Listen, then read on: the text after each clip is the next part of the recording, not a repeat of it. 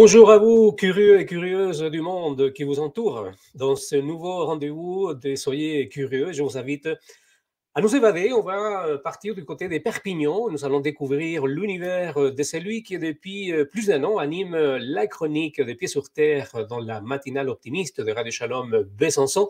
51 chroniques déjà autour de l'écologie.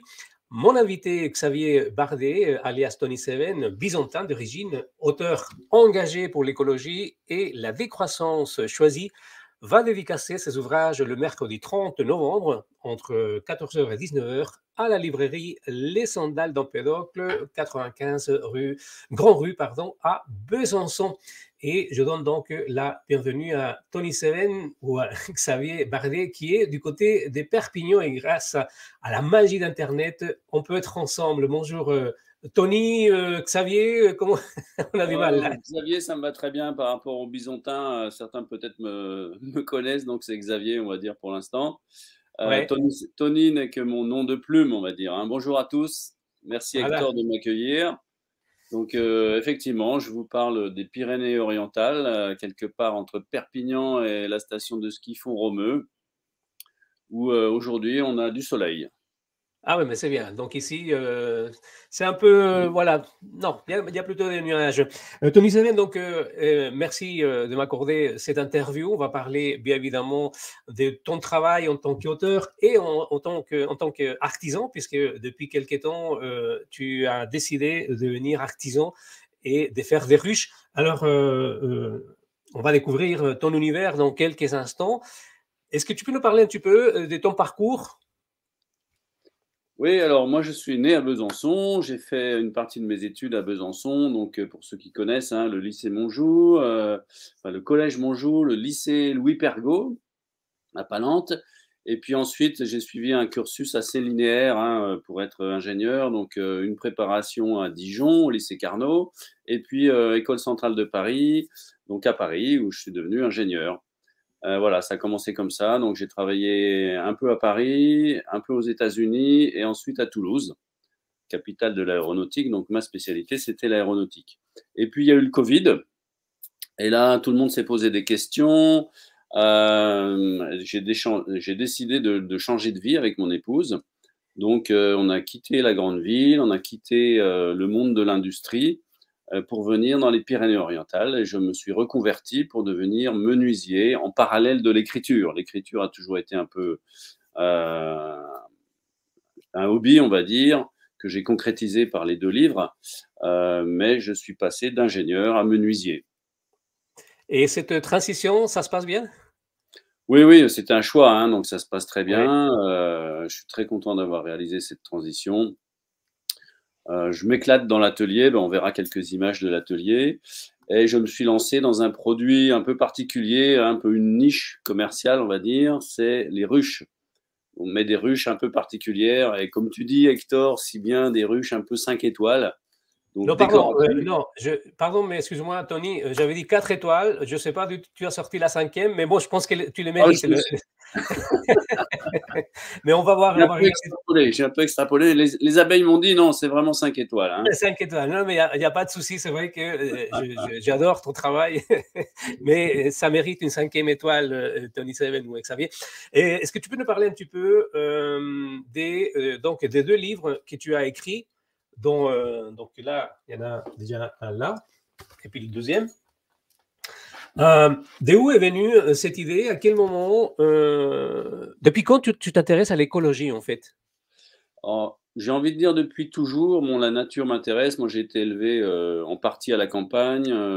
Ouais, j'ai fait pas mal de planeurs, de vol à voile, bah, justement à Besançon, hein, sur la base de Tees, ce qui ouvre un peu les yeux sur la beauté de la nature, le fait de survoler des paysages, de survoler des forêts, etc.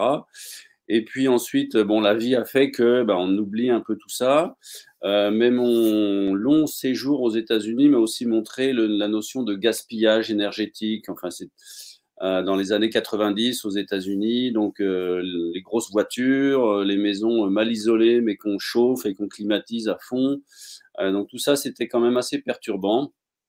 Et puis, au retour en France, à Toulouse, voilà, j'ai décidé d'écrire sur le sujet, de passer des messages. Bon, j'étais en lien aussi avec des amis, des camarades d'école qui sont passés au GIEC, donc le groupement d'études sur le climat. En particulier, je connais assez bien Valérie Masson-Delmotte, qu'on voit assez souvent à la télé, hein, qui est donc centralienne aussi, et qui publie les rapports, enfin qui participe à la publication des rapports du GIEC.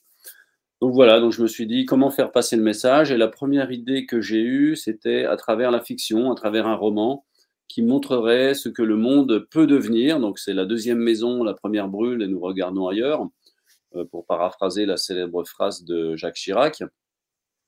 Et à travers ce roman, j'ai essayé de montrer comment pouvait évoluer le monde entre maintenant, ou plus précisément entre 2002, hein, lorsqu'il a prononcé cette phrase, Jacques Chirac, et puis les années 2080. Alors ça peut paraître éloigné, 2080, mais en fait ça ne l'est pas tant que ça, puisque les enfants qui naissent aujourd'hui, ils verront 2080 normalement sans encombre, hein. Donc c'est un futur qui n'est pas si éloigné. Et j'essaye d'expliquer la transformation du monde entre au cours du 21e siècle, hein, finalement. Alors évidemment, j'ai dû créer ou inventer quelques événements, hein, quelques déroulements.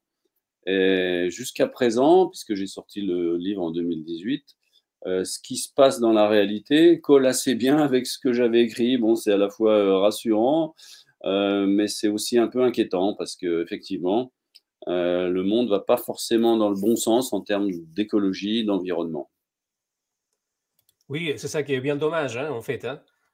Oui, c'est relativement effrayant. Bon, on a les rapports du GIEC, on a ces fameuses COP, hein, qui ne servent à rien finalement. Tout le monde est un peu dans le déni de ce qui se passe. Personne n'a envie que ça change, hein, surtout ceux qui sont aux manettes, évidemment. Voilà, donc ça c'était pour le roman. Et puis j'ai sorti un peu dans la foulée du roman, en 2021, un essai qui s'appelle Le salaire de la Terre, une double monnaie au service de la transition écologique. Donc là, je reprends une des idées du roman et je la développe, une idée un peu technique sur la finance, sur comment finalement valoriser notre impact sur la nature et surtout comment maintenir l'économie à l'intérieur des limites planétaires. Donc ne pas vivre comme on vit aujourd'hui, hein, donc ça implique forcément une certaine décroissance, puisqu'on sait qu'aujourd'hui, par exemple, à partir du mois de juillet, avec le fameux jour du dépassement, on vit déjà à crédit sur les années suivantes et ça s'accumule. Et donc, on met un crédit finalement sur les générations futures. Et ce n'est pas acceptable sur le long terme, bien évidemment, et ça aura forcément des conséquences. Quand tu parles de décroissance, c'est un mot qui fait peur, en fait, parce qu'on a l'impression qu'il va falloir revenir à des temps passés, Oui, ça fait peur parce que depuis 200 ans, on est dans une dynamique d'évolution, du moins dans le monde occidental. Donc, on se dit que bah, pour pas qu'il y ait de chômage, pour qu'on vive toujours de mieux en mieux, il faut une part de croissance. En fait, il y a des civilisations qui ont perduré pendant des siècles et des siècles sans forcément croître, hein. Je pense aux Indiens d'Amérique, par exemple. Et puis, on peut inventer une nouvelle façon de vivre, hein, sans forcément être axé sur cette satanée croissance et sans forcément se faire mal physiquement ou retourner en arrière à des temps difficiles.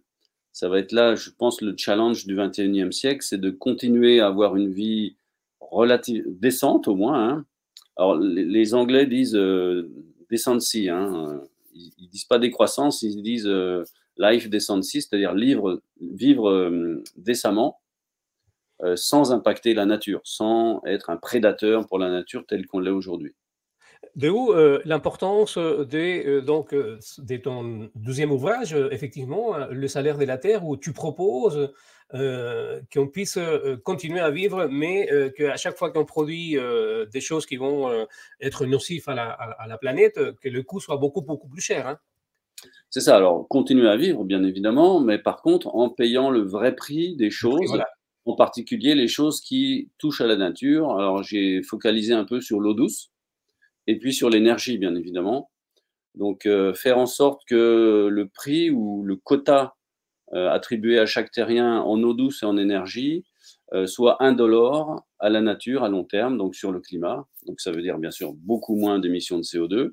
Alors, ça passe par sa consommation et par le mix énergétique. et puis la consommation en eau également, puisqu'on sait très bien qu'on va commencer à avoir un problème d'eau assez rapidement. Tu l'as dit dans une de tes chroniques, hein, ça pourrait devenir la cause d'une, je ne sais pas si une guerre mondiale, mais vraiment, on le voit dans certains pays où effectivement l'eau commence à être équivalent de l'heure, quoi, parce que vraiment, il y a des gens qui s'approprient de beaucoup d'eau et qui laissent les populations, même des quartiers entiers ou des villages entiers, sans eau. Hein. Oui, absolument. Hein. J'ai pas mal de chroniques qui parlent de l'eau. Donc, ça pourrait être la source d'un conflit. Jusqu'à présent, on a eu beaucoup de conflits liés à l'énergie, hein, les guerres du pétrole, etc. Oui. Même si ce n'est pas explicitement dit comme étant des guerres du pétrole, c'est un peu quand même ce qui les sous-tend. Ça pourrait se transformer en guerre de l'eau. Et là, j'ai envie de dire que ce sera beaucoup plus violent parce que l'énergie, on peut encore à la limite s'en passer ou réduire sa consommation. Par contre, l'eau, on ne peut absolument pas s'en passer, non seulement pour boire, mais pour s'alimenter, bien évidemment. Donc là, ça risque d'être vraiment sérieux et j'allais dire cruel. Alors, pour donner quelques exemples, hein, bien sûr, on a le Colorado, par exemple. Les Américains ont pratiquement cannibalisé le fleuve Colorado, qui n'arrive même plus au Mexique, hein, qui n'arrive même plus à son embouchure du Mexique. Ça risque d'être la même chose pour le Mekong, puisque les Chinois mettent des barrages sur le Mekong et le Vietnam commence à se poser des questions. Voilà, donc il y a tout un tas de raisons qui font qu'on peut être inquiet vis-à-vis de l'eau. Par rapport à la presse, j'ai affiché quelques articles par rapport à tes livres. Est-ce que tu as été bien suivi? Là, on a Éric Daviat de l'Est républicain à Besançon, hein, qui t'avait fait un très beau article lors de la sortie de ton premier livre. Donc, au niveau de la presse, ça va ça... Oui, j'ai eu des contacts. J'ai eu bien sûr l'Est républicain plusieurs fois. La presse aussi dans la région de Toulouse où j'habitais à l'époque, donc la Dépêche du Midi, et puis divers livres aussi ou divers magazines qui sont assez branchés écologie. Voilà, ils ont également souligné le fait que les deux ouvrages avaient reçu un prix, hein, le Grand Prix du roman au Salon du Livre de Toulouse en 2019 pour la deuxième maison. Oui. Et le Grand Prix de l'essai en 2021 pour l'essai Le salaire de la terre. Très bien. Donc, Tony Seven ou Xavier Bardet.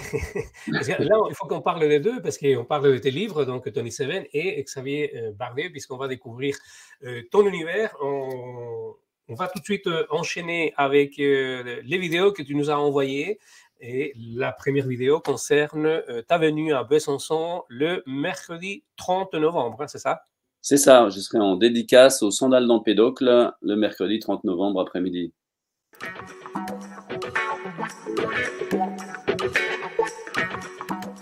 Bonjour les amis, c'est Tony Seven qui vous parle de quelque part sur la planète bleue. Alors aujourd'hui, c'est pas pour une chronique radio qu'on est là, donc je pose le micro.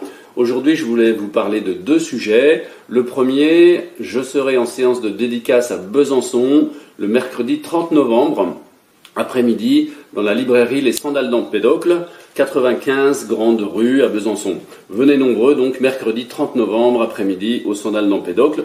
On aura l'occasion d'échanger, je dédicacerai mes livres. Vous connaissez peut-être déjà le roman d'anticipation, La deuxième maison, La première brûle et Nous regardons ailleurs. Donc vous comprendrez tout ce qui va se passer jusque dans les années 2080 en termes d'environnement, de société, etc. Et puis, bon, deuxième ouvrage qui est un essai, lui, Le salaire de la terre, une double monnaie au service de la transition écologique. Là, on parle finance verte, on parle décroissance, on parle sobriété aussi. Voilà, donc je vous y attends nombreux pour discuter de ces sujets d'actualité passionnants. Et puis, le deuxième sujet que je voulais aborder avec vous, là, vous allez me suivre dans mon nouveau bureau, je vais vous parler de ma deuxième vie. Celle que peu de gens connaissent, en marge de l'écriture. Suivez-moi, on y va.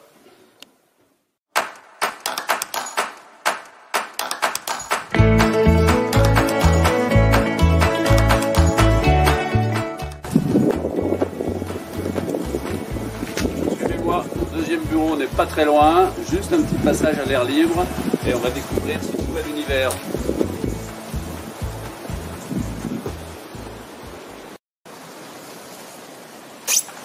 Voilà, c'est toujours Tony Seven, vous me reconnaissez. Changement de vêtements, changement de décor et changement de bureau. Il y a un an, j'ai créé cette micro-entreprise qui est une menuiserie artisanale pour fabriquer des produits particuliers, des ruches, mais des ruches originales, des ruches 5 étoiles que les clients me demandent avec un décor très particulier. Alors ça va, il y a différents modèles que je conçois soit individuellement, soit avec le client, en lui proposant des plans sur ses conseils ou ses recommandations, ses demandes. Alors ça peut aller de la ferme de Louisiane, la maison coloniale. J'ai également dans mon catalogue la maison catalane, la ferme catalane, aux couleurs sang et or, bien sûr. Alors il y a tout le confort moderne à l'intérieur, c'est le standard tout à fait fonctionnel d'Adam. Les abeilles sont très heureuses avec système de ventilation et fermeture pour l'hiver, pour les grands froids. Nous avons également ici le modèle Maison Basque qu'un client de Biarritz m'a demandé. Et puis même le modèle Kentucky, donc ferme américaine, typique du Midwest. Donc cette micro-entreprise s'appelle Dessine-moi une ruche. J'ai maintenant un atelier tout à fait opérationnel avec des machines qui permettent de travailler efficacement, de façon sûre et en prenant beaucoup de plaisir.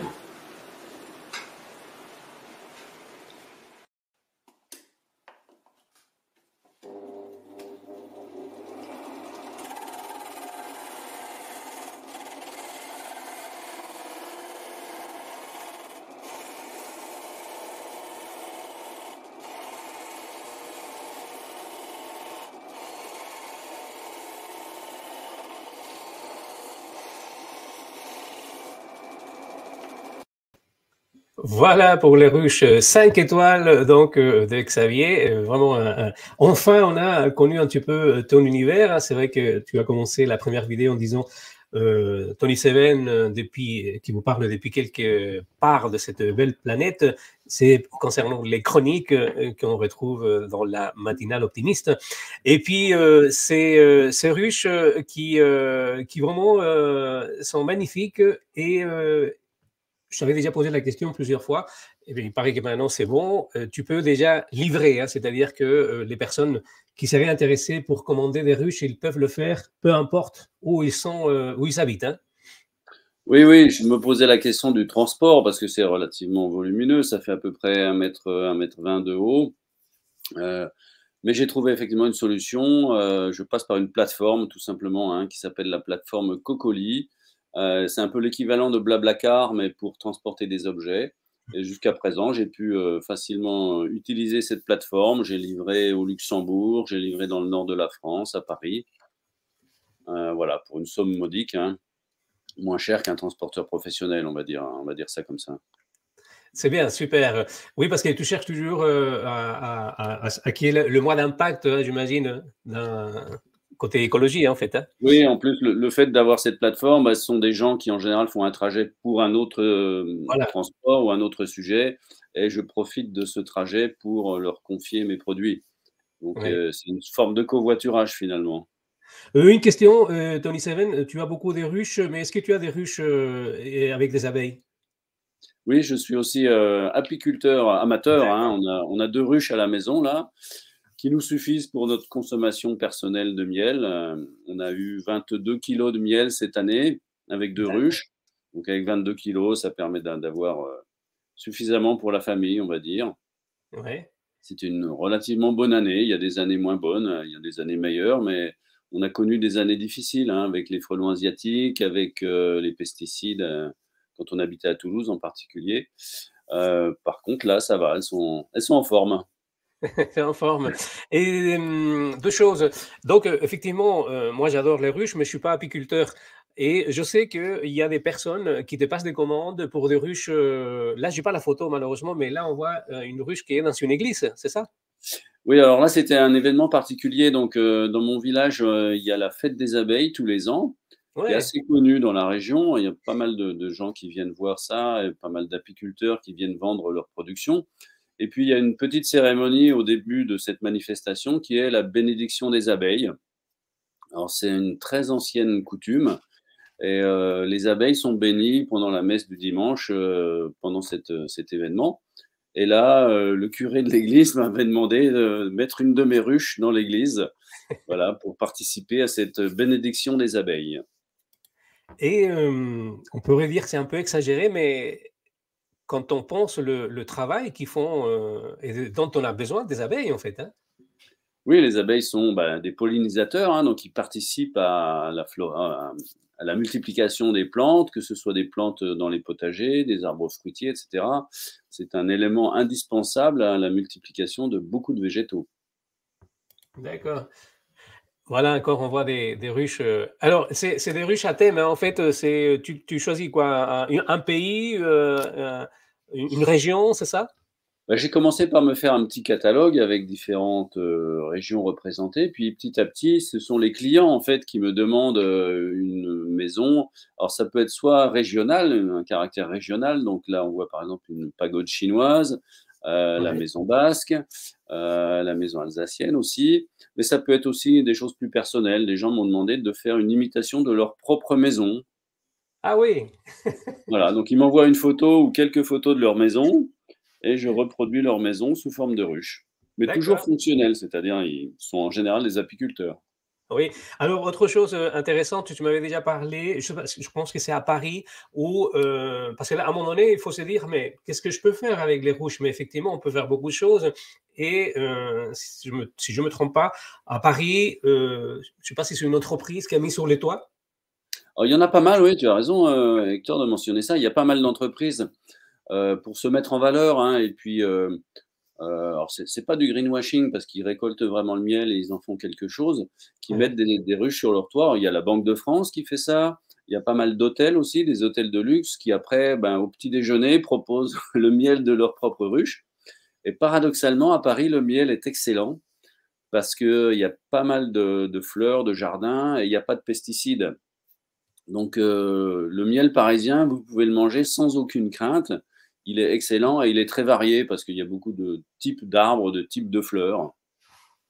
Elles vont dans les parcs, Bois de Boulogne, parc de Montsouris et cetera. Voilà, donc c'est une excellente idée pour, les différentes communes et villes, s'ils veulent s'équiper ou les entreprises effectivement, hein, qui veulent, donner une image différente, et plus écologique. Côté, la presse également, tu as été pas mal suivi aussi, hein, concernant, cette, activité, hein? Oui, alors dans la presse spécialisée, donc il y a un magazine, bien connu des apiculteurs qui s'appelle, L'Abeille de France, qui m'a consacré, 2 fois, en avril et en septembre, là, des articles pour présenter mes produits et pour souligner le fait que j'agissais dans un cadre, assez, écologique, on va dire, et j'ai obtenu le label, entreprise zéro déchet. Donc j'étais assez fier de ça, parce qu'effectivement mon entreprise ne produit pratiquement pas de déchets puisque je recycle, bah, la sciure, je la mets dans le jardin, les chutes de bois, je les fais brûler dans mon poêle à bois et c'est à peu près les seuls produits que j'utilise. Sinon, toutes les peintures sont également des peintures végétales biologiques. Et puis, l'huile de lin, qui en général sert à bien isoler les ruches, est un produit tout à fait naturel. Comme quoi on peut faire énormément de choses, si, vraiment on se fixe comme objectif, de le faire et puis rester un petit peu en accord et en respect avec la nature, hein. Voilà, c'est ça. C'était un peu l'objectif de ce changement de vie, c'était retrouver des valeurs qu'on défend, voilà, les vivre et vraiment les mettre en action. Très bien, merci beaucoup, Xavier. Merci Hector. Voilà donc, on rappelle aux personnes qui nous regardent, que tu seras la semaine prochaine, hein, c'est le mercredi 30 à partir, de 14 heures jusqu'à 18 heures à, la librairie Les Sandales d'Empédocle qui est située à Besançon, à 95 Grand Rue. Donc là, on va pouvoir, échanger avec toi et vraiment, là, je pense que tu vas, heu parler de tes livres, mais également de tes passions et de ce projet, vraiment d'être en accord avec tes principes, hein, avec tes valeurs. Hein. Ce sera l'occasion d'échanger sur la philosophie environnementale, sur plein de sujets qui touchent à l'écologie. Et je serai ravi de dédicacer mes livres. Très bien, merci beaucoup. Je serai bien évidemment de la partie mercredi 30. Eh bien, à mercredi avec grand plaisir, Hector. Merci. Bonne fin de journée à tous.